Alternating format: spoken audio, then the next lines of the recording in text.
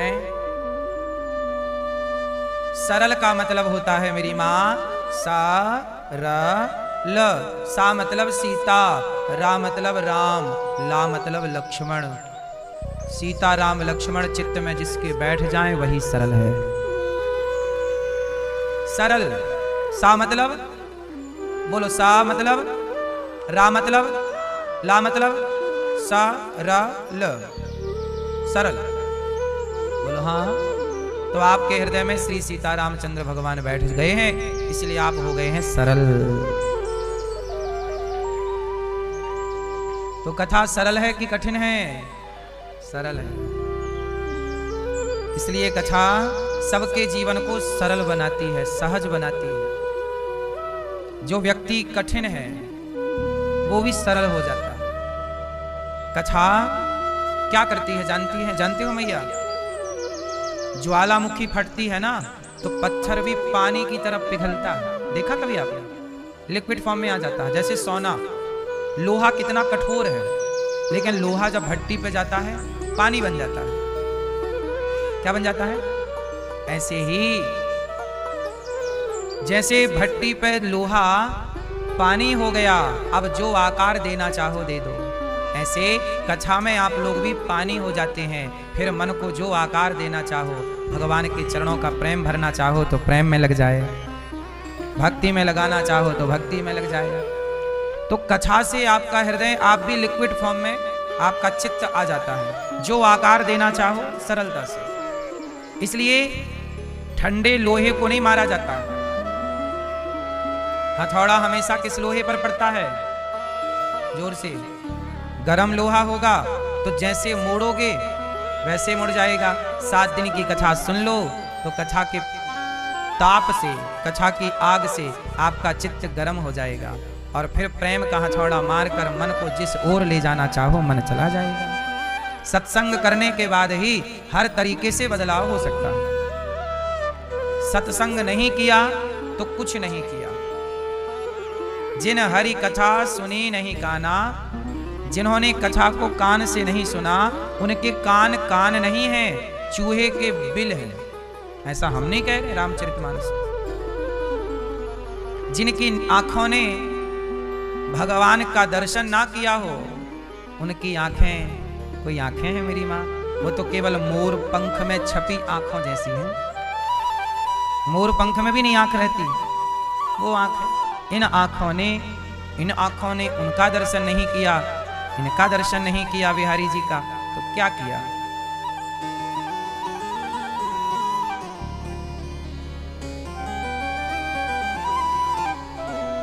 उन आंखों का रोना भी क्या, जिन आंखों में, उन आंखों का हंसना भी क्या, रोना भी क्या, जिन आंखों में पानी ना हो। पानी भगवान की याद में हो आंखों में तो आंखों का रोना भी सार्थक है। आप सब बड़े भाग्यशाली हैं कि कथा सुन रहे हैं। ध्रुव जी महाराज की कल कथा आपको सुनानी थी, लेट हो गए थे, सो आज सुनाएंगे। ध्रुव जी छोटे से बच्चे हैं, जरा से 5-6 साल की आयु है। एक दिन पिता उत्तानपाद जी की गोद में बैठने चले गए। खेल खेल में पिताजी मैं आ गया, मुझे अपनी गोद में बिठाओ और मुझे भी प्यार करो, मुझे भी लाड़ लड़ाओ। उत्तानपाद ने तो चलो खींच के ध्रुव जी को गोद में बिठाया, पर बगल में सौतेली माता बैठी थी। उत्तानपाद की 2 पत्नियां हैं, सुनीति, सुरुचि। सुनीति के पुत्र भय ध्रुव, सुरुचि के पुत्र भय उत्तम। तो ध्रुव जी जब गोद में बैठे ना अपनी माँ के, पिता की, तो सौतेली माँ ने हाथ पकड़ के नीचे गिरा दी। चल तपसा राज्य पुरुषम तस्यैवानुग्रहेण में गर्भे त्वं साधयात्मानम यदि इच्छसि नृपासनम। जा तप करो, जाओ। ध्रुव जी रोते रोते घर आए। माँ ने कहा क्यों रो रहे हो? कहा कि पिताजी ने अपमान किया है। क्या किया है?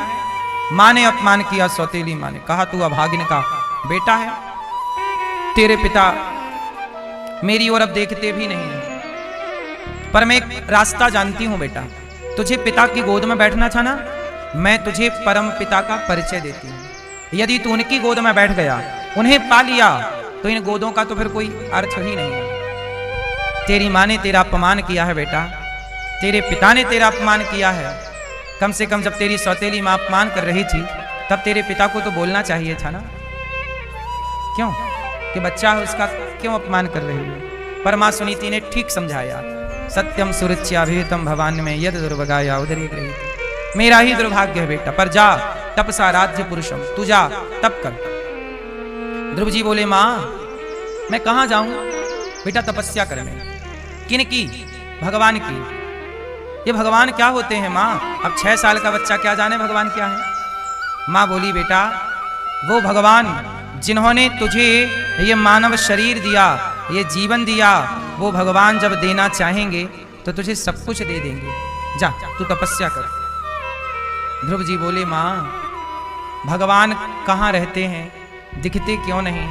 ये कुछ सवाल है माँ, पहले इनके उत्तर तो दे दो। अब देखो कुछ सवाल हैं, भगवान कहाँ रहते हैं? रहते हैं तो दिखते क्यों नहीं? कहाँ रहते हैं भगवान जरा आप ही बताओ। लाल मैया कहाँ रहते हैं भगवान? पीछे वाली मैया कहाँ रहते हैं भगवान? फ्री में रहते हैं। चश्मा वाली मैया पीछे वाली कहाँ रहते हैं भगवान? और पीछे वाली मैया, पीछे वाली भैया बताएंगे चश्मा वाले कहाँ रहते? यहाँ एक्सरा करा लो यहाँ का, फिर चेक कराओ एक्सरा आए क्या। लोग कहते हैं भगवान यहाँ है, यहाँ है तो एक्सरा कराओ। भगवान कहाँ रहते हैं? चलो मान लिया कि यहाँ रहते हैं, कण कण में रहते हैं, तो ये बताओ दिखते क्यों नहीं?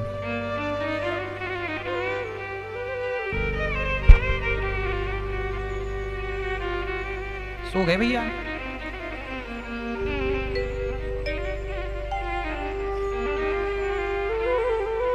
भैया भगवान दिखते क्यों नहीं? चश्मा वाले भैया ये आपसी सवाल है। हाँ भगवान दिखते क्यों नहीं है बताओ। अब लो पूछो, ये भी नकल करो, क्यों नहीं दिखते भगवान?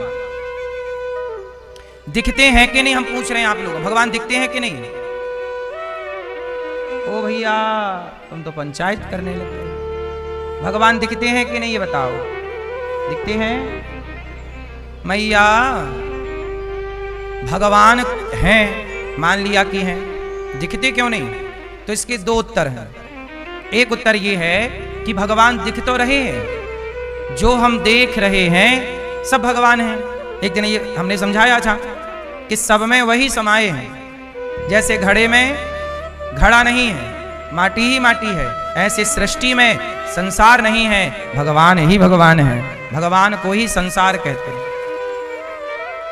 पहला उत्तर भगवान दिख रहे हैं, जो दिख रहा है सब कुछ ईश्वर है, पहला उत्तर। दूसरा उत्तर ईश्वर हैं तो दिखते क्यों नहीं? तो जरा सुनो। एक बार एक राजा ने अपने मंत्री से कहा कि भाई अकबर ने बीरबल से कहा, ये मान लो अकबर ने कहा बीरबल तुम्हारे भगवान हैं तो दिखते क्यों नहीं? बीरबल बोले महाराज हमें जरा एक कटोरा दूध दीजिए पहले। ठीक है, राजा ने एक कटोरा दूध बुलवाया, बीरबल से कहा अब बताओ तुम्हारे भगवान हैं तो दिखते क्यों नहीं?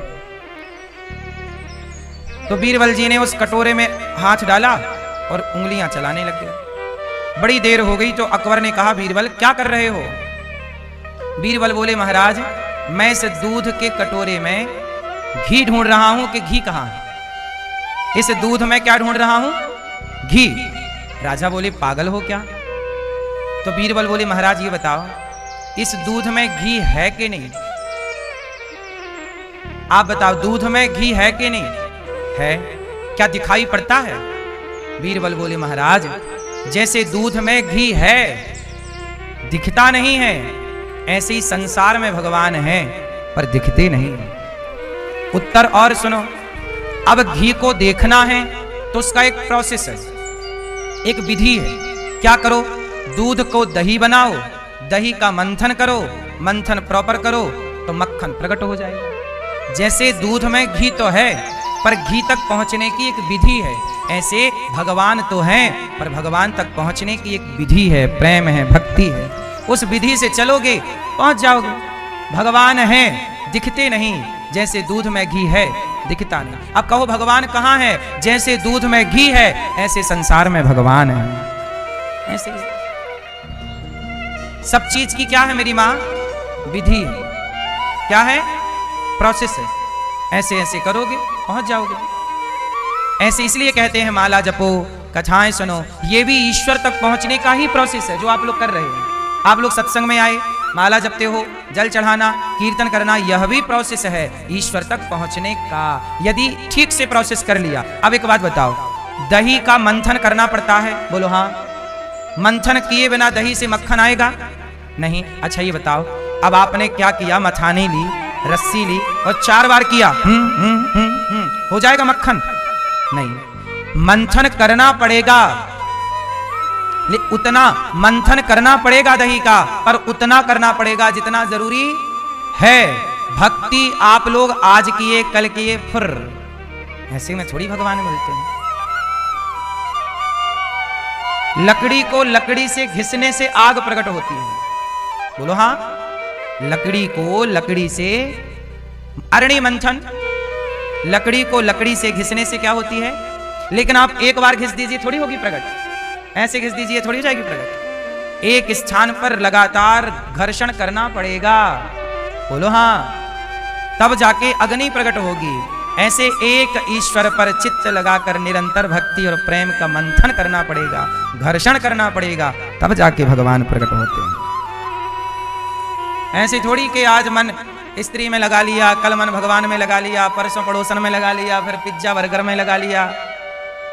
ऐसे थोड़ी, एक मन एकाग्र चित्त से लगेगा तब उसका बेनिफिट मिलेगा, फायदा। मन स्थायी होना चाहिए। अच्छा मुझे एक बात बताओ, पानी गंदा है, मैया हो गई पंचायत मेरी माँ। सुनो, पानी गंदा है तो क्या गंदे पानी में आपका चित्र नजर आएगा?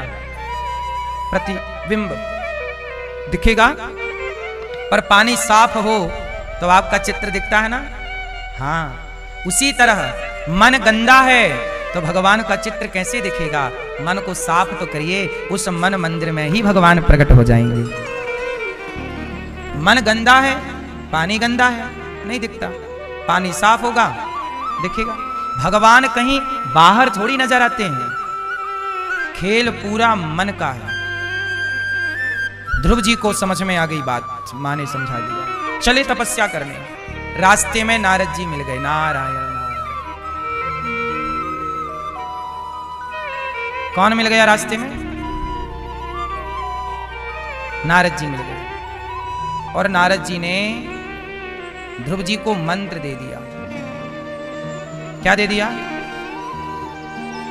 कौन सा मंत्र? ओम नमो भगवते, ओम नमो भगवते वासुदेव। ये मंत्र जैसे ही ध्रुव जी को मिला, मंत्र का नियम बता दिया, प्रोसेस समझा दिया, और ध्रुव जी महाराज चल पड़े। यमुना के तट पर खड़े होकर तपस्या चालू। भयंकर तपस्या की, कठिन तपस्या। 3 दिन में एक बार कुछ खा करके ध्रुव जी तपस्या कर रहे हैं। 3 दिन में एक दिन क्या करते? खा लेते। 6 दिन, दूसरा माह लगा तो 6 दिन में एक बार खाते हैं, और बस ओम नमो भगवते वासुदेवाय। गुरु जी ने जो मंत्र दिया है उस मंत्र में ही ध्रुव जी निष्ठा रखते हैं, उस मंत्र का जाप करते हैं। आजकल स्थिति ये है कि किसी को मंत्र देते हैं कि ये मंत्र जपना, तो वो पहले ही कह देता है गुरुजी हम तो वो मंत्र जपते थे, हम वही जप लें। मतलब गुरुजी ने जो मंत्र दिया है, मंत्र को प्राप्त करते ही मंत्र का तिरस्कार कर देते हैं। इसलिए ना तुम्हें वही मंत्र सफलता प्रदान करेगा, ना तो यही मंत्र, क्योंकि मंत्र जाप मम दृढ़ विश्वास। यदि आपको मंत्र में श्रद्धा नहीं है तो मंत्र कभी भी फलीभूत नहीं होता। मंत्र में क्या नहीं है तो निष्ठा ही नहीं है, विश्वास ही नहीं है। हनुमान जी क्या जपते हैं? श्री राम जय जय राम, सीताराम सीताराम। क्या हनुमान जी राम राम छोड़ के कुछ और जप सकते हैं? उत्तर दो। नारद जी क्या जपते हैं? नारायण नारायण। क्या नारद जी नारायण नारायण छोड़ के और कुछ जप सकते हैं? क्यों? अब वो नारायण नारायण जप रहे हैं तो उन्हें राम भी मिल रहे हैं, कृष्ण भी मिल रहे हैं नारद जी को। हनुमान जी राम राम जप रहे हैं तो राम भी मिल रहे हैं, कृष्ण भी, क्योंकि ये लोग राम में, कृष्ण में, नारायण में, शिव में कोई अंतर नहीं मानते। लेकिन आप लोग अंतर मानते हैं और मंत्र में भी भेद की दीवार खड़ी कर देते हैं। इसलिए आपका मंत्र आपको फल नहीं दे पाता, क्योंकि जिस श्रद्धा, जिस विश्वास से मंत्र को ग्रहण करना चाहिए, उस श्रद्धा, उस विश्वास से आपने उस मंत्र को ग्रहण नहीं किया।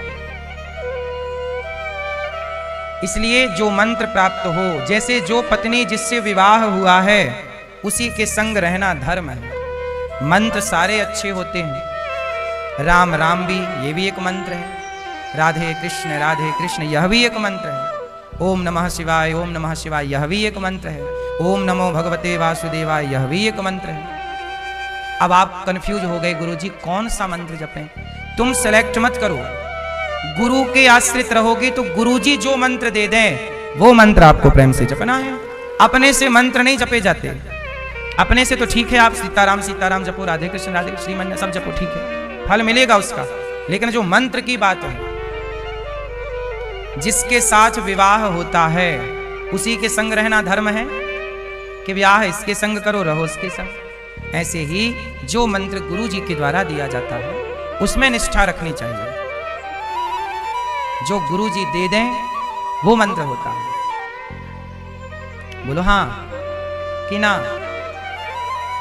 इसलिए नदी में हजारों नाव होती हैं और सारी नाव में इतनी ताकत है कि वो आपको पार लगा सकती है। किसी एक पर सवार हो जाइए, पार हो जाएंगे। उसी तरह मंत्र बहुत हैं, एक मंत्र को धारण कर लीजिए, वही मंत्र भव से पार लगा देगा। और पूछते रहते तुम क्या जप रहे हो, तुम्हारा मंत्र ज्यादा पावरफुल है कि हमारा मंत्र ज्यादा? आपस में ही लड़ जाते हैं, तेरा वाला ज्यादा पावरफुल कि मेरा वाला। मंत्र में भेद बुद्धि नहीं रखनी चाहिए। सारे मंत्र अच्छे हैं, क्यों? सबके पति अच्छे हैं, सबके लिए सबकी पत्नी अच्छी है, हर माँ बाप के लिए सबके बेटे अच्छे हैं। किसी का बेटा अंधा है तो उसके माँ बाप के लिए तो उसका अंधा बेटा भी अच्छा ही है। किसी का बेटा लंगड़ा है तो उसके लिए उसका बेटा अच्छा है। आपके लिए आपका बेटा अच्छा है, इनके लिए इनका बेटा अच्छा है, इनके लिए इनका बेटा अच्छा है। मंत्र सबके लिए अच्छा होना चाहिए और दूसरों को ये नहीं बोलना चाहिए कि ये मंत्र ऐसा है। मंत्र में कोई भी कटाक्ष, कोई भी भेद बुद्धि रखना अपराध है, क्योंकि सारे मंत्र ईश्वर के ही हैं। अनेक रूप रूपाय विष्णवे प्रभु विष्णवे। भगवान के नाम अनेक हैं। ध्रुव जी महाराज ने प्रेम से मंत्र का जाप किया। भगवान ने ध्रुव जी को दर्शन देने के लिए हरि का अवतार धारण किया। कौन सा अवतार लिया? हरि बन करके चतुर्भुज रूप में भगवान प्रकट हो गए। और जैसे ही भगवान प्रकट हुए, ध्रुव जी के गालों में शंख का स्पर्श होते ही सारा ज्ञान हो गया ध्रुव जी को। और ध्रुव जी ने भगवान की स्तुति की। योऽन्तः प्रविश्य मम वाचमिमां प्रसुप्तां संजीवयत्यखिल शक्तिधरः स्वधाम्ना अन्यास्तहस्तचरणश्रवणत्वगादि प्राणान्नमो भगवते पुरुषाय तुभ्यम्। ध्रुव जी ने कहा, प्रभु आपको चाहता था, आपकी प्राप्ति हो गई, अब कुछ नहीं चाहता। भगवान ने कहा, तुमने राज्य की कामना से तप किया, जाओ हम तुम्हें 36,000 वर्षों का राज्य देते हैं। और भगवान ने अपना राज्य ध्रुव जी को दे दिया, अपना लोक ध्रुव जी को दे दिया। और जाके 36,000 वर्षों के लिए ध्रुव जी राजा बने। विवाह किया, गृहस्थ में रह करके धर्म की खूब सेवा की और अंत में ध्रुव लोक चले गए। बोलिए ध्रुव जी महाराज की। एक बार क्या हुआ, मनु जी महाराज के दूसरे बेटे हैं उत्तानपाद के भाई प्रियव्रत। प्रियव्रत जी जो हैं, इनका विवाह विश्वकर्मा की पुत्री वर्हिष्मति से हुआ और इनके पुत्र हुए आग्नेद्र, फिर नाभि, फिर ऋषभदेव जी। इन्हीं के वंश में भगवान ऋषभदेव जी के 100 पुत्र हुए। सबसे बड़े का नाम है भरत, 25 साल। बेटी का विवाह कर दो, बेटे का विवाह कर दो। जिस दिन बेटी बेटे के विवाह से आप फ्री हो गए, उस दिन आपकी गृहस्थी की जिम्मेदारी खत्म। अब आप दूसरी जिम्मेदारी ग्रहण कर लो। क्या करें? अब आप भगवान के चिंतन में लगो। अब आपका बेटी बेटे का विवाह करते करते आपका बुढ़ापा आ जाएगा। समय रहते भगवान में लग जाओ। बेटी बेटे का काम पूरा हो गया, अब अपना कल्याण कर लो। यही हुआ, भरत जी ने सब छोड़ दिया। देखो, गृहस्थ में रहो, जिम्मेदारियां पूरी करो। पूरी हो गई, अब एक जिम्मेदारी और बची है। वो इतने जोर से भागी नदी, छलांग मार करके नदी से, कि उसका बच्चा गिर गया। माँ तो बेचारी आगे चली गई मृगी, पर वो बच्चा जो था वो पानी में बहने लगा। भरत जी को दया आई कि इसकी तो माँ चली गई, ये अनाथ हो गया बच्चा, इसे शेर खा जाएगा। तो बचा करके अपनी कुटिया पर ले आए भरत जी। उस मृग के बच्चे को नहलाया, उसको बढ़िया आग के पास रखा, तपाया, ठीक ठाक से उसकी सेवा की, उसे सब तरह से पाला। वो जी गया। अब बच्चा 1 साल का हो गया मृग का। भरत जी को बड़ा अच्छा लगता, पाला हुआ बच्चा, वो पीठ खुजाता, वो चाटता, वो प्यार करता। भरत जी ने घर परिवार छोड़ा था, मोह ममता छोड़ी थी भगवान के लिए, पर वो एक मृग के प्यार में उलझ गए। और जब उनके मृत्यु का टाइम आया तो वो मृग का दर्शन करते करते मेरा मृग करते करते मर गए। आप लोगों का मन बहुत जगह लगा रहता है ना? अच्छा ये बताओ मैया, जहां जहां आपका मन लगा है, क्या उन लोगों से आपका कुछ भला होना है? बोलो। जहां जहां आपका मन लगा है, आपके मरने के बाद वो सारे लोग आएंगे। जहां आपका मन लगा है वो रिश्तेदार आएंगे, लेकिन वो रिश्तेदार केवल शमशान तक साथ देंगे आपका, और वहां आपको चिता पे जलता हुआ छोड़कर वापस आ जाएंगे और बढ़िया खाएंगे पिएंगे, घर चले जाएंगे। 13 दिन बाद तुम्हारे नाम के रसगुल्ले खाएंगे। भगवान बोले अब क्यों रोता है, अब तो मैं आ गया। तब उस मरने वाले व्यक्ति ने कहा, प्रभु जिस परिवार को पूरा टाइम दिया वो तो शमशान में छोड़ने आए हैं, और जिसे कभी 2 मिनट भी याद ना किया, आज वो शमशान के आगे लेने आया है। हे प्रभु, इसलिए समय रहते मेरी बात समझ लोगे तो आपका फायदा हो जाएगा, और नहीं समझोगे तो जहां मन लगा है वहीं लगाए रखना, क्या मिलना है। इसलिए तो मैं कहता रहता हूं, आप लोग भी करोड़ों बार धरती पे जन्म लेके मर चुके हैं, फिर जन्म लिया फिर मर गए, फिर जन्म लिया फिर मर गए। मैया और कितनी बार जन्म लोगी और मरोगी मेरी माँ, और कितने गोते खाओगी। अब आई हो तो शरण में चलो भगवान के। समझदार कौन है? मानव शरीर पाकर जिसने 84 से अपने को नहीं बचाया वो बेवकूफ है। समझदार वो जो मानव शरीर पाकर और अपने को 84 से बचाकर सदा के लिए चक्कर से मुक्त हो जाए। भरत जी मनुष्य बने, उनके भाइयों ने कहा कि जाओ धान बोदी है, थोड़ा चिड़िया उड़ाना। भरत जी खेत में चिड़िया बिठा बिठा के धान खवा रहे हैं, आओ घर से निकाल दिया।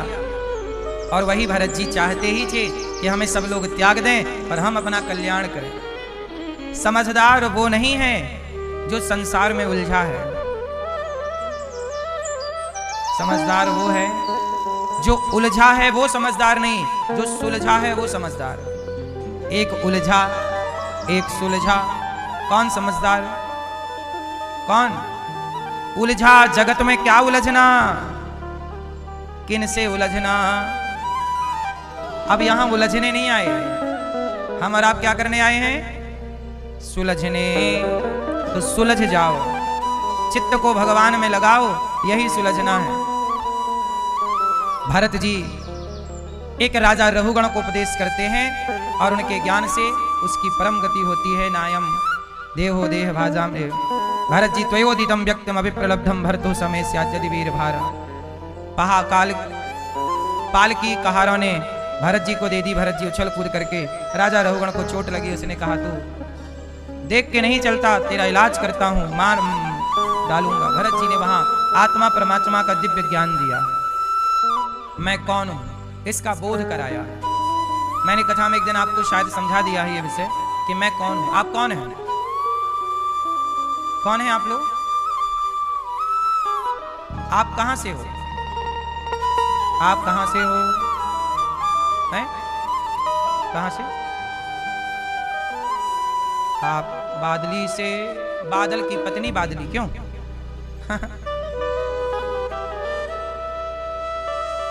आप कहां से हो? अब यही सवाल आप हमसे पूछ लो, आप कहां से हो?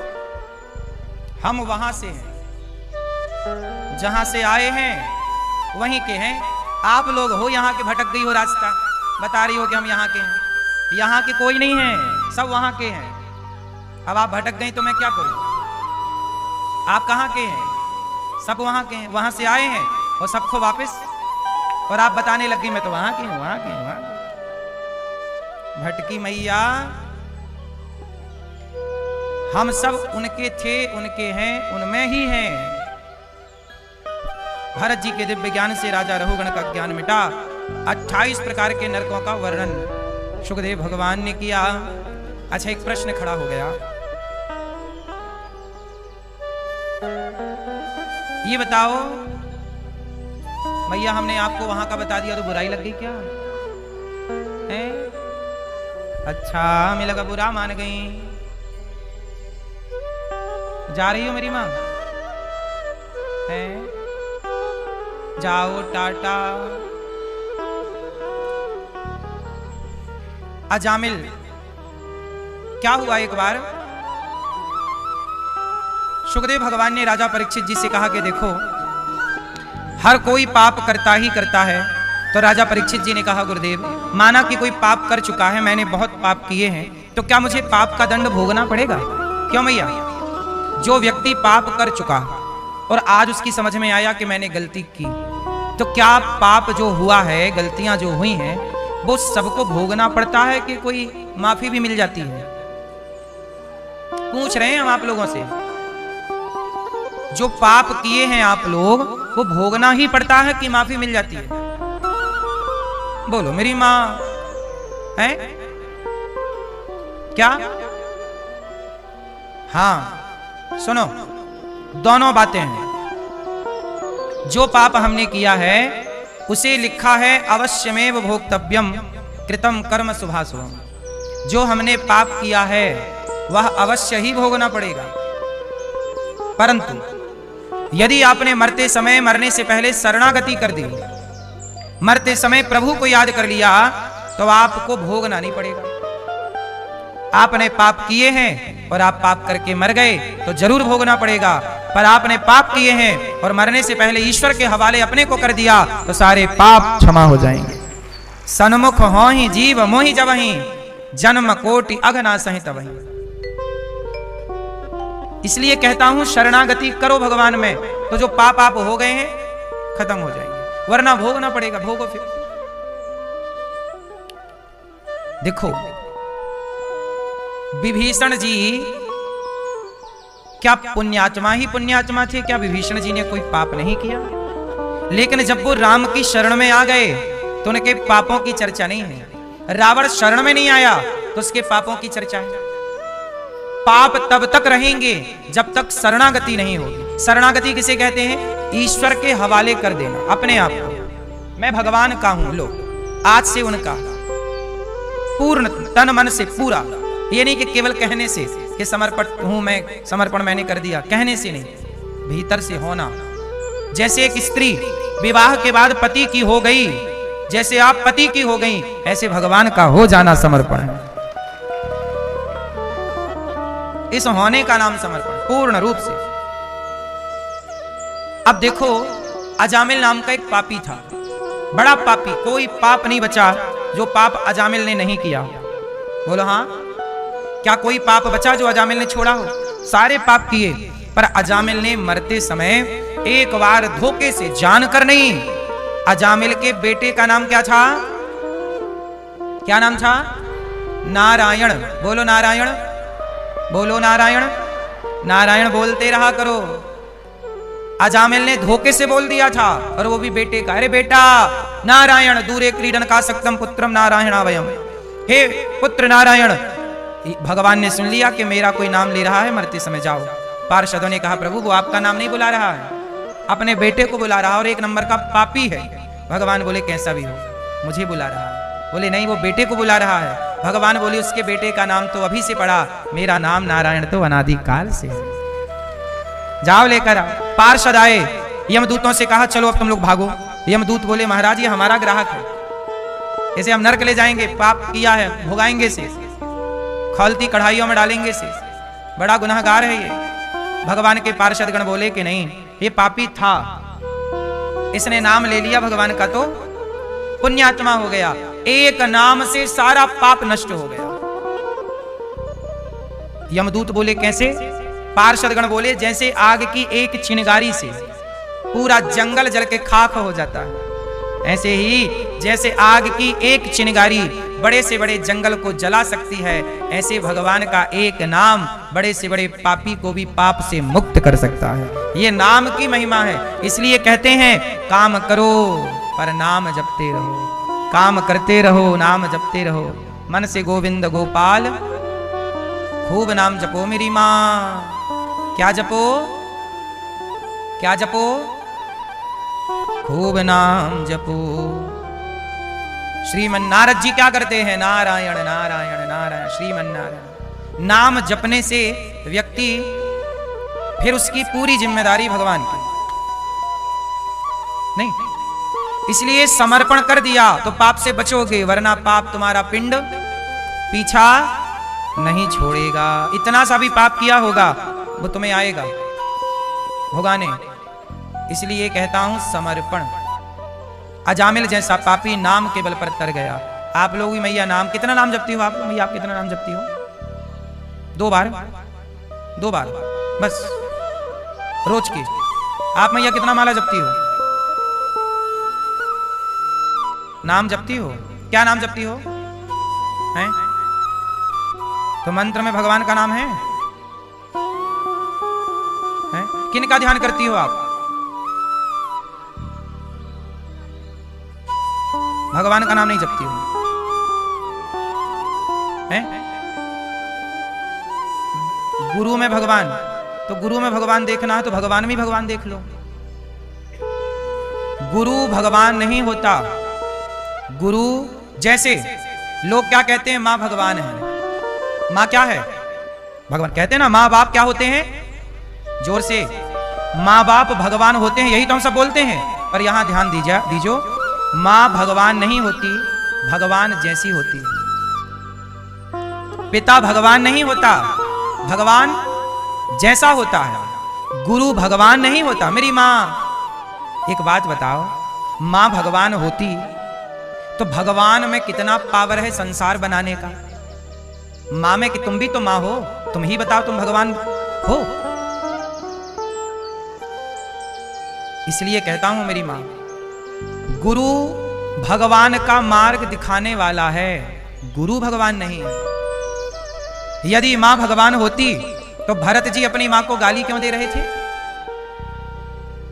राम के भैया भरत क्या बोले? तेरे मुंह पे कीड़े क्यों नहीं पड़ गए जब तूने राम को वनवास भेजा? यदि मां भगवान है तो कैकेयी मां को भगवान भरत जी ने क्यों नहीं माना? पिता भगवान है तो प्रहलाद जी ने हिरण्यकश्यपु को भगवान क्यों नहीं माना? वो तो कह ही रहा था कि मैं भगवान हूं, पर प्रहलाद जी ने बाप की बात ना सुनी, वो बाप के विरुद्ध चलकर भगवान का भजन किया। यदि गुरु भगवान है तो शुक्राचार्य जी की बात राजा बलि ने क्यों नहीं मानी? शुक्राचार्य तो इतने बड़े गुरु थे, पर राजा बलि ने शुक्राचार्य की नहीं मानी। जो गुरु भगवान से दूर कर दे आपको, वो गुरु गुरु नहीं है। राजा बलि ने गुरु का त्याग कर दिया, भरत जी ने मां का त्याग कर दिया, प्रहलाद जी ने पिता का त्याग कर दिया। क्योंकि भगवान के रास्ते यदि भगवान से दूर करने वाला पिता है तो वो पिता पिता नहीं, वो माता माता नहीं और वह गुरु गुरु नहीं। गुरु वह है जो भक्त को भगवान से जोड़ दे, जो खुद कह दे कि मैं ही भगवान हूं, वो नहीं। कोई गुरु ये नहीं कहता कि मैं भगवान हूं, और जो कहे तो मतलब आपको बरगलाया जा रहा है। जहां गुरु की ही पूजा कराई जाए, समझ लेना कि आपकी भक्ति खतरे में है।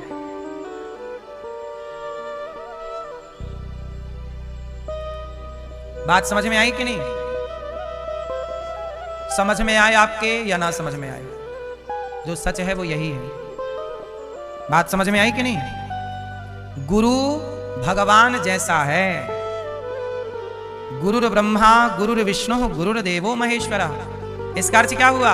गुरुर ब्रह्मा, ब्रह्मा ही गुरु है, गुरु ब्रह्मा है ऐसा नहीं। इसके एक अर्थ ये भी निकाल सकते हैं कि जैसे ब्रह्मा जी सृष्टि करते हैं, ऐसे गुरु के द्वारा मन में नया भाव पैदा हो गया भक्ति का।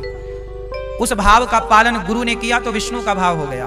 आपके बुराइयों का अंत कर दिया तो शिव की तरह संहार हो गया। कोई व्यक्ति विष्णु नहीं हो सकता, कोई व्यक्ति शिव नहीं हो सकता। मेरी मां, क्या सब पति हो सकते हैं?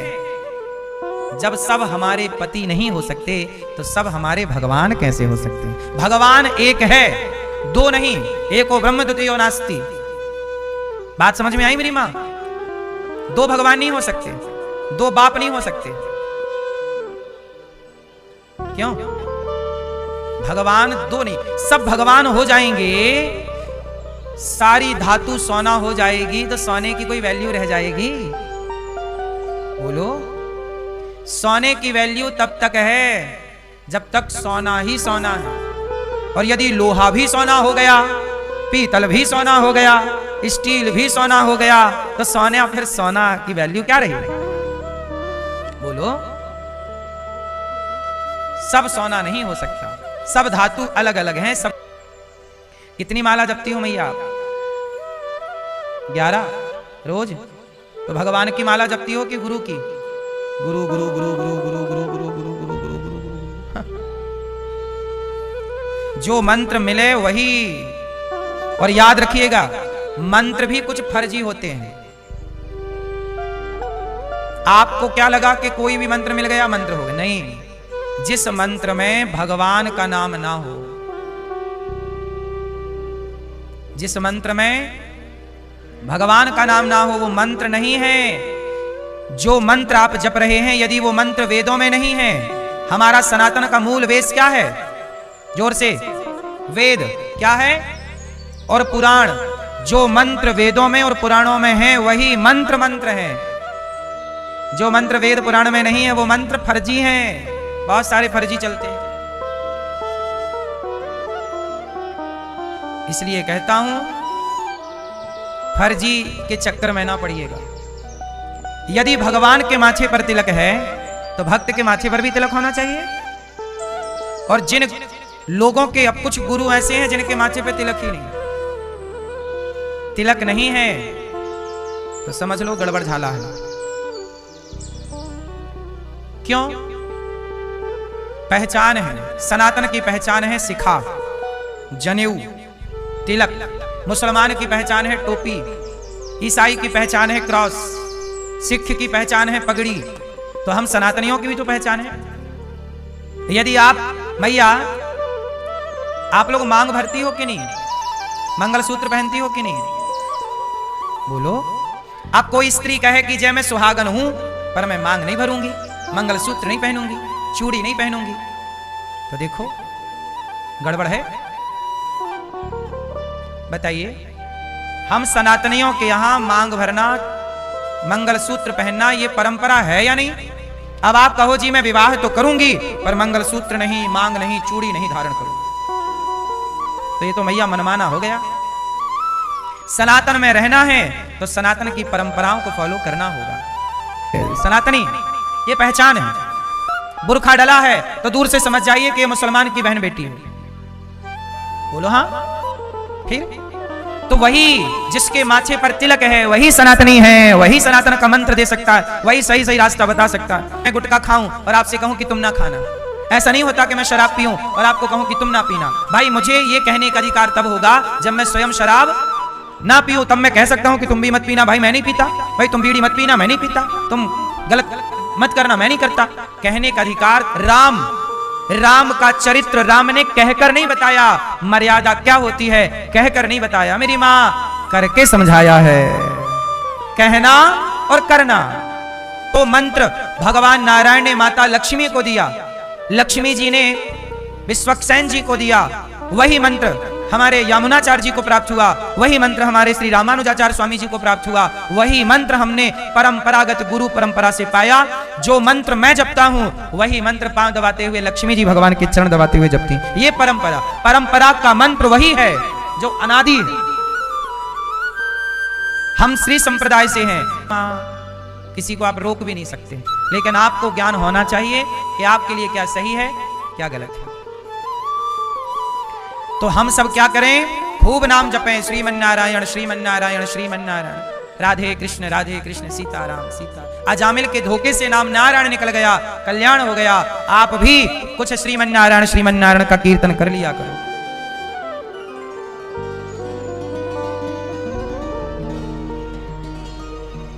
अजामिल का उद्धार हो गया। एक बार इंद्र ने अपने गुरुजी का अपमान कर दिया, इंद्र ने गुरुजी का अपमान कर दिया, गुरुजी नाराज हो गए, छोड़ के इंद्र को चले गए। इंद्र ने बहुत खोज की, मिले नहीं। अब इंद्र ने विश्वरूप को गुरु बनाया, विश्वरूप ने नारायण कवच की दीक्षा दी, नारायण कवच का ज्ञान। ओम हरिर्विदध्यान मम सर्वरक्षां न्यस्तांग्रि पद्मः पद्गेन्द्र पृष्ठे दरारि चरमा सिगदे सुचाप पासान् दधानोष्टि गुणोष्टिवाओ जले सुमां रक्षतु मत्स्यमूर्तिर्यादो गणेभ्यो वरुणस्य पासात् स्थले सुमायावटु वामनो व्यात् त्रिविक्रमः खेवतु विश्वरूपः दुर्गेष्वच व्याजिमुखादिषु प्रभु पायान् सिंहो सुरयूथ पारे विमुञ्चतो यस्य महाट्यहासं दिशो विनेदुर्न्यपतंश्च गर्भाः। इंद्र ने विश्वरूप से नारायण कवच की दीक्षा ली और इंद्र बलवान हुए। विश्वरूप ने राक्षसों को यज्ञ में आहुति दे दी, इंद्र ने गुरु की हत्या कर दी। वृत्तासुर को प्रकट किया और इंद्र के हाथों वृत्तासुर का युद्ध हुआ, वृत्तासुर की मृत्यु हुई और वृत्तासुर भगवत धाम गए, इंद्र के द्वारा मृत्यु हुई। ये वृत्तासुर पिछले जन्म में भक्त थे, किसी कारणवश राक्षस बने, आज इनका परम कल्याण हुआ, परम गति हुई। भगवान के एक परम भक्त हैं जिनका नाम है प्रहलाद। यदा देवेषु वेदेषु गौसु विप्रेषु साधुषु धर्मे मयि च विद्वेषः सवा आशु विनश्यति। प्रहलाद जी हिरण्यकश्यपु नाम के व्यक्ति हैं, राक्षस हैं, बहुत पावर है। उनके छोटे पुत्र का नाम है प्रहलाद। हिरण्यकश्यपु ने प्रहलाद जी से कहा कि बेटा तू ये क्या भजन वजन करता रहता, भक्ति करता रहता, तू मेरा नाम जपा कर। प्रहलाद जी ने कहा पिताजी भगवान का नाम जपना चाहिए। हिरण्यकश्यपु ने प्रहलाद से कहा कि सुन, सुधर जा, तू भगवान का नाम मत लेना वरना मैं तुझे मार डालूंगा। राजा परीक्षित जी बोले सुखदेव भगवान, आखिर एक पिता अपने बेटे का दुश्मन क्यों हो गया? एक पिता क्या बन गया अपने बेटे का? क्या बन गया? क्यों बन गया? क्योंकि प्रहलाद जी भक्ति करते। प्रहलाद जी क्या करते हैं? कई लोग डरते रहते हम मर ना जाए, मर ना जाए। मरोगे तो हो, कितने दिन जियोगे, मरना तो अटल सत्य। इसलिए डर के नहीं मरना चाहिए। जिंदगी में मौत आएगी तो मर भी लेंगे, मौत से पहले मरना क्या, बिंदास जिया करो। मौत से भयभीत होने की जरूरत नहीं, आपको कोई नहीं मार सकता। और जब मौत आएगी ना तो बिस्तर पे पड़े पड़े मर जाओगे, खड़े खड़े गिर जाओगे। अभी अहमदाबाद में प्लेन हादसा हुआ था, उस प्लेन में, उस विमान में जितने यात्री थे सारे मारे गए पर एक बच गया। बोलो, ऐसी आग लगी उस प्लेन में कि लोहा भी पिघल गया। इतना भयंकर आग थी, शरीर सबके जल गए, पहचाने नहीं आए कि किसकी बॉडी कौन है। सब जल गए, लोहा तक जल गया, इतना ताप था, ऐसा लगा कि ज्वालामुखी फट गया। लेकिन एक बच गया, और ऐसा बचा कि हल्की फुल्की खरोंची आई और ज्यादा कहां, एक हड्डी भी नहीं टूटी, इतनी ऊपर से गिरा। तो ये सिद्ध हो गया ना कि जिसकी मौत आएगी वो मरेगा, और जिसको बचाने वाले भगवान है वो कहीं से भी गिरे, मौत नहीं है तो वो नहीं मरेगा। इसलिए मौत होगी तो मर ही जाओगे, नहीं होगी तो कोई मार नहीं सकता। ये बात सही है कि झूठी है? इसलिए डरना नहीं है, बिंदास जीवन को जीना है, भगवान के भरोसे रहना है, आश्रित भगवान के रहना है। प्रहलाद जी को हिरण्यकश्यप मारना चाहता था, पर क्यों नहीं मार पाया? क्योंकि प्रहलाद जी को क्या है? पूरा है भरोसा। क्यों नहीं मार पाए? क्योंकि प्रहलाद जी को क्या है? भगवान पर भक्त को पूरा भरोसा करना चाहिए। यदि भरोसा है तो कोई बाल भी बांका नहीं कर सकता। हिरण्यकश्यप ने पढ़ने भेज दिया, संडा मर्क ने पढ़ाया।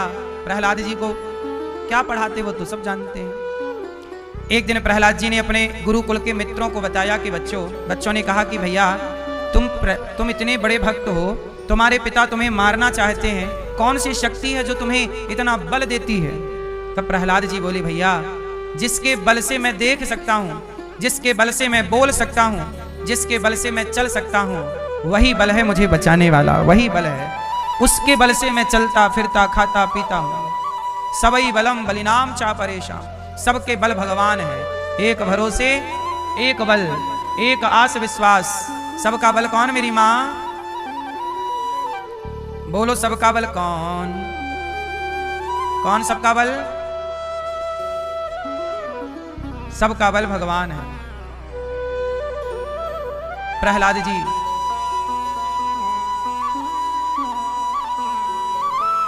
जी अपने मित्रों को कीर्तन करा रहे हैं, मित्रों को चिंतन करा रहे हैं भगवान का। तभी हिरण्यकश्यप आ गए। चल बोल, तेरा भगवान कहाँ है? बड़ा भगवान जपता है, बता बोल, तेरा भगवान कहाँ है? प्रहलाद जी बोले, पिताजी मेरे भगवान तो सब जगह है। क्या इस खंबे पे तेरा भगवान है? हाँ है, तो मुझे क्यों नहीं दिखता? प्रहलाद जी बोले, पिताजी भगवान मुझे दिख रहे हैं, आपको क्यों नहीं दिख रहे हैं ये आप जानो। देखो, हिरण्यकश्यपु की आंखों से देखोगे तो खंबा नजर आएगा, और प्रहलाद की दृष्टि से देखोगे तो भगवान नजर आएंगे। इसलिए वृंदावन का बंदर चश्मा ले जाता है कि ये चश्मा लगाकर बहुत देख लिया जगत को, अब वृंदावन आए हो, यहाँ प्रेम का चश्मा लगाओ और फिर देखो बिहारी जी।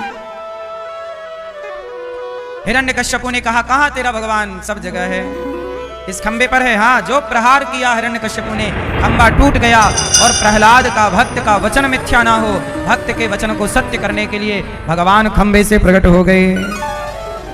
बोलिए नरसिंह भगवान की जय। प्रहलाद जी के प्रेम में प्रकट हो गए। हिरण्यकश्यप बोला, कौन हो? भगवान बोले, तेरी मृत्यु। हिरण्यकश्यप बोला, मैं नहीं मरूंगा। क्यों? ना दिन के मरूं ना रात को। भगवान बोले, ना ये दिन है ना रात है, शाम का समय है, अब तो मरेगा, संध्या। बोला, ना अस्त्र से मरूं ना शस्त्र से। भगवान बोले, ना मैं अस्त्र से मारूंगा ना शस्त्र से, ये बड़े बड़े नाखून मैंने तेरे लिए बढ़ाए। बोला, 12 महीने में किसी महीने नहीं मरूंगा। भगवान बोले, 13वां महीना चल रहा है, पुरुषोत्तम महीना, अब तो मरेगा। बोला, अभी भी नहीं मरूंगा। क्यों? ब्रह्मा के बनाए किसी व्यक्ति से नहीं मरूं। भगवान बोले, ब्रह्मा हमें नहीं बनाते, हम ब्रह्मा को बनाते हैं, अब तो मरेगा। कितना चतुर था हिरण्यकश्यप। ऐसे वरदान मांगा था कि मानो अमर हो गया। डायरेक्ट तो बोल नहीं सकते ना ब्रह्मा जी कि तू अमर है, या कोई वरदान, क्योंकि इस धरती पे कोई अमर नहीं है।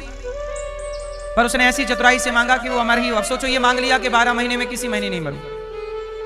अब न ऊपर मरूं, ना नीचे, ना अंदर मरूं, ना बाहर, ना अस्त्र से ना शस्त्र से। ब्रह्मा के बनाए किसी व्यक्ति, किसी जीव, किसी जंतु से नहीं मरूं। अब बताओ, सबको ब्रह्मा ही बनाते हैं, अब बताओ कैसे मरेगा? फिर भी मरा मैया। किसी से ना मरने वाला हिरण्यकश्यपु भी मर गया। इसलिए अमर होने के ख्वाब ना देखिएगा, फटाफट अपने मरने की तैयारी पे लगिएगा। जितना अधिक माला जप सकते हैं, चिंतन कर सकते हैं, ईश्वर का भजन कर सकते हैं, यही तैयारी है। भगवान का चिंतन करो, भगवान का भजन साथ देगा। इस धरा में कितना भी हम कमा लें, कुछ भी कर लें, सबको सब छोड़ के चले गए। सही है कि नहीं? अच्छा एक बात बताओ, जब आप किसी को मरते देखते हैं, किसी के मरने पे जाते हैं, तो आपको नहीं लगता कि यार अपन भी ऐसे एक दिन चले जाएंगे? फिर भी आप लड़ाई झगड़ा करती ही रहती हो मैया। ये नहीं कि प्रेम से रहो, मर तो जाना है। क्यों जीवन में इतना झगड़ा करना? कितना परेशान लोग होते हैं। तनिक सी जिंदगी के लिए भी इतना परेशान होते हैं लोग, क्यों? जिंदगी बहुत छोटी सी है, है कि नहीं? सच बताओ, जिंदगी बहुत बड़ी है कि बहुत छोटी है? बहुत छोटी सी जिंदगी के लिए लोग इतना परेशान होते हैं, पूछो मत। प्रहलाद जी को भगवान अपनी जीभ से चाटने हिरण्यकश्यप को गोद में लिटाया, उसको फाड़ दिया, उसकी छाती, हाथों की माला बनाई। भगवान ने कहा, पुत्र प्रहलाद कुछ मांग लो।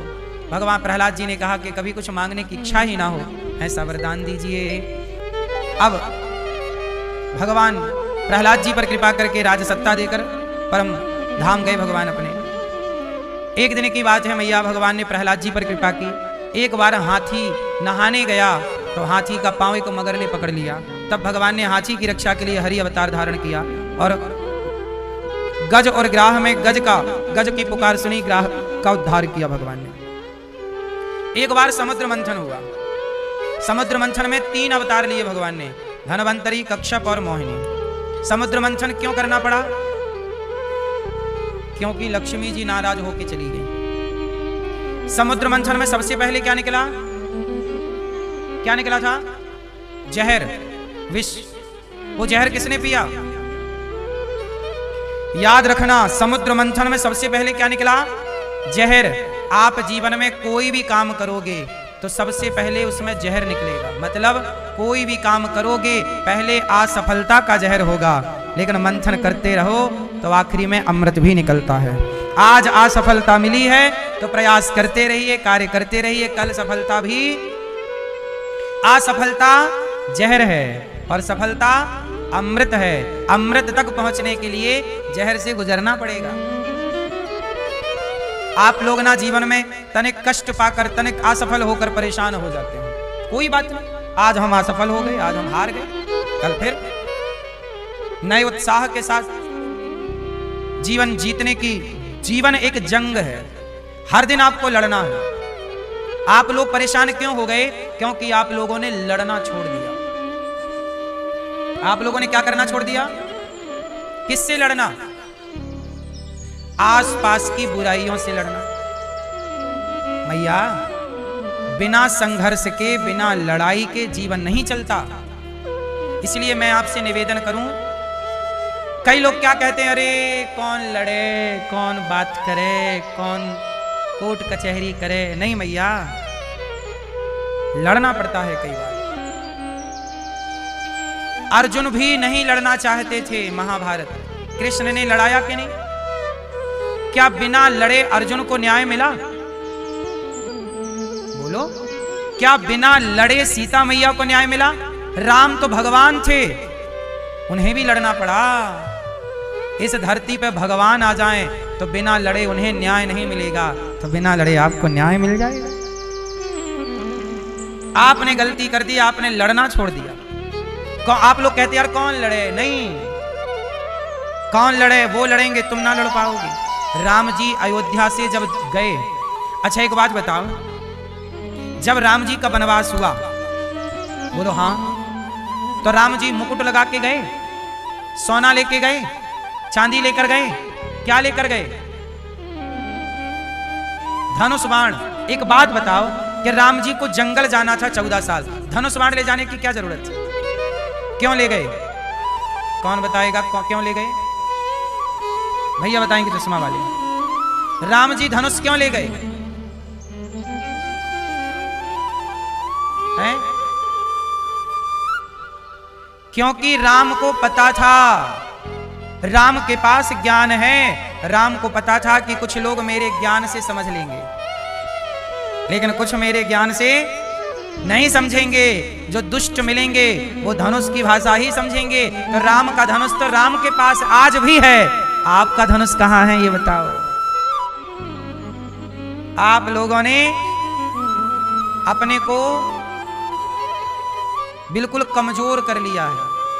कोई भी आपको मार के चला जाएगा, आपको तो कुछ आता नहीं है, केवल चुगली करनी आती है, निंदा करनी आती है, और आपस में हिंदुओं को आपस में लड़ना आता है।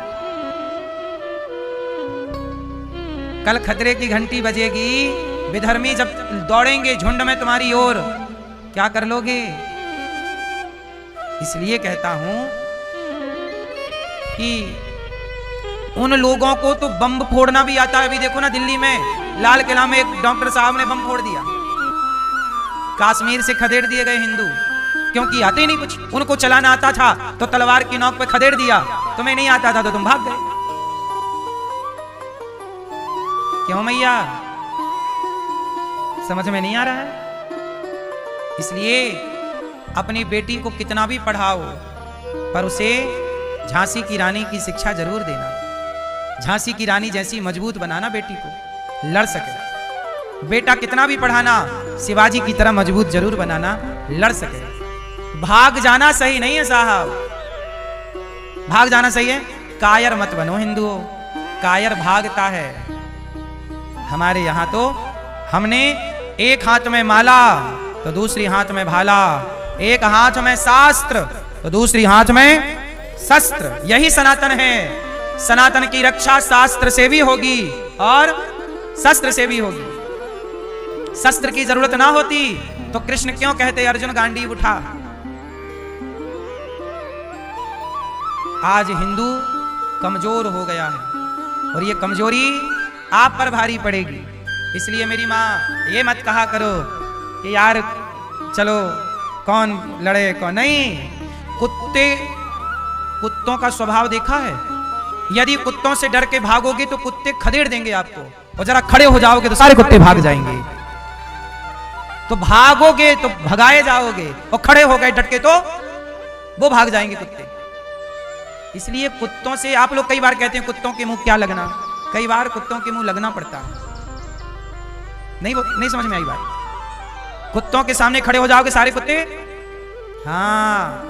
इसलिए ये दास अनिरुद्ध, मुझे भी लगता है कि देखो मैं चुप रहता हूं ना तो सब बोल के कुत्तों की तरह बकबक करते रहते हैं। सही है कि नहीं? इसलिए मैंने सोचा है कि नहीं, चुप नहीं रहना चाहिए, आपको भी और हमें भी। हम सबको अपने सनातन के लिए लड़ाई लड़नी चाहिए। ज्ञान से जब तक समझते हैं, दुनिया के लोग ज्ञान से समझाएंगे, ज्ञान से नहीं समझते तो जिस समय जिस चीज की जरूरत पड़ेगी उस भाषा में समझाने का प्रयास करेंगे। नहीं समझ में आई? हनुमान जी लंका गए, हनुमान जी ने लंका में जाके मारा लंका वासियों को। रावण बोला क्यों बंदर, तूने हमारे लोगों को क्यों मारा? हनुमान जी बोले सुन रावण, मैंने नहीं मारा। तूने नहीं मारा? हाँ। हनुमान जी बोले मैंने नहीं मारा, जिन मोही मारा ते मैं मारे। मैंने किसी को नहीं मारा, तेरे आदमियों ने मुझे मारने का प्रयास किया तो मैं पिटता नहीं रहूंगा। तेरे बालों ने मेरे को मारा तो मैंने भी मारा, और जिन मोही मारा ते मैं, जिनने मुझे मारा मैंने उनको मारा, जिनने मुझे नहीं मारा मैंने उनको। तो हम किसी को मारते नहीं है, किसी को छेड़ते नहीं है, पर कोई हमें छेड़ेगा तो छोड़ेंगे नहीं। ये सनातन होना चाहिए, ये तरीका सनातन का यही तरीका। हनुमान जी की पूजा करते हो ना, हनुमान जी यही सिखाते हैं, मारो मत किसी को, पर तुम्हें कोई छेड़े तो ये तैयारी आपकी है नहीं, कर लो। आने वाले भारत में, आने वाले भविष्य में तैयारियां काम आएंगी। निकम्मे होके भागना जाना। बात समझ में आ रही है कि नहीं? हमारे देश में विधर्मियों की बढ़ती हुई आबादी, आपको चिंता है कि नहीं? उनके रोज आबादी का दर बढ़ रहा है और हिंदुओं की आबादी घट रही है। तो आबादी जिसकी लाठी होगी, जिसकी ज्यादा संख्या होगी वही। इसलिए आपका भविष्य सुरक्षित नहीं है, हिंदुओं का, सनातनियों का भविष्य बहुत सुरक्षित नहीं है। हमें तो विधर्मियों से भी लड़ना है और अपने भीतर के गद्दारों से भी लड़ना है। हमारे दो शत्रु हैं, विधर्मी और अपने गद्दार। क्योंकि ये गद्दार देखो ना, कुछ भी होता है तो अपने कुछ हिंदू उनका पक्ष लेने लग जाते हैं, जैसे वो उनके जीजा लगते हो। सही है कि गलत है? आप टीवियों पे देख लो, जब भी कोई विधर्मियों का कुछ बोलता है तो अपने हिंदू ही डिबेट में बैठ करके और मुसलमान विधर्मियों का उनके ही वकील बन जाते हैं। खाते सनातन की रोटी है, वो गुणगान गा रहे हैं। ऐसे जयचंदों से भी तो लड़ना पड़ेगा। इसलिए मेरी मां, सनातन की रक्षा करना चाहते हो तो सनातन की रक्षा करना चाहते हो तो अपनी बेटी और बेटों को संस्कार दो। केवल शिक्षा से गुजारा ना होगा। संस्कार, संस्कार क्या है? यदि किसी को रोटी देना संस्कार है तो तलवार चलाना भी संस्कार है, नहीं है? बोलो। रोटी दे दो, जो भूखा है रोटी मांगे रोटी दो, लेकिन जो आतंकवादी है उसे रोटी दोगे और उसे यदि आने दोगे अपने पास तो वो नुकसान ही पहुंचाएगा राष्ट्र को। इसलिए जो जिस भाषा का हो उस भाषा में उसे समझाने का, यही सनातन है। भगवान ने समुद्र मंथन कराया, पहले विष निकला, आखिरी में अमृत निकला। जहर निकलेगा, अमृत भी आएगा, घबराइएगा मत। राजा बलि पर वामन भगवान की कृपा हुई।